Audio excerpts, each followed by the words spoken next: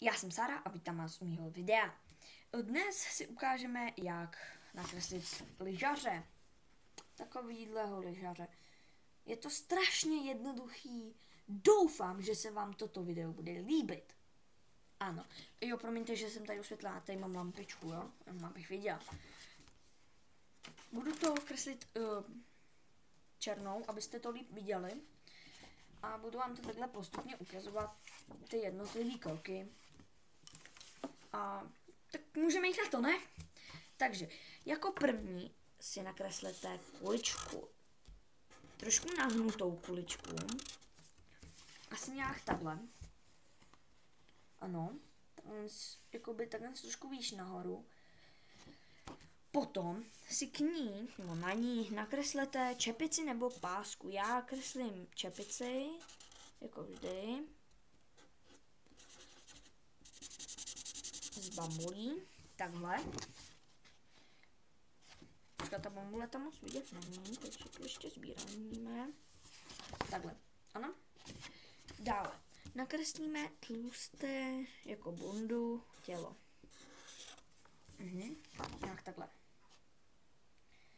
Potom takhle zvětšeninu dole. Takovou supínku, takhle, aby to vypadalo. Potom nohu, která je jakoby zatočená. A potom jakoby ještě takhle, takhle jakoby dvě nohy. A k ním ty jedné noze nakreslete takhle jednu leži. A k té druhé trošku výš další. Takhle. Ruce. To uděláte takhle jednu ruku. A za ní takhle tu další. To propojíte takhle. Ano. A takhle jakoby tyčku. Ty tyčky, s kterýma se jezdí. Tak a tady tu druhou. Taky tyčku, s kterou se jezdí. Takhle. Ano. Takhle uděláte ty tyčky. Teď tady stačí udělat jenom po čem jedou. Tak třeba takhle potom, takhle je to trošku na tom, tak takhle uděláme skokánek. Takhle.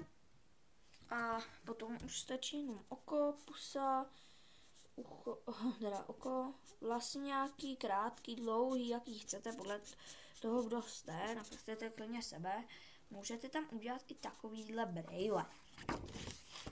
Ano. No a dál už to jakoby vybarvíte, takhle taky. A máte to hotový. Tak, toto je pro toto video všechno a chci, abyste mi pod další videa psali komentáře a příště natočím, bych to řekla, příště natočím odpovědi na ty otázky. Děkuji a čau!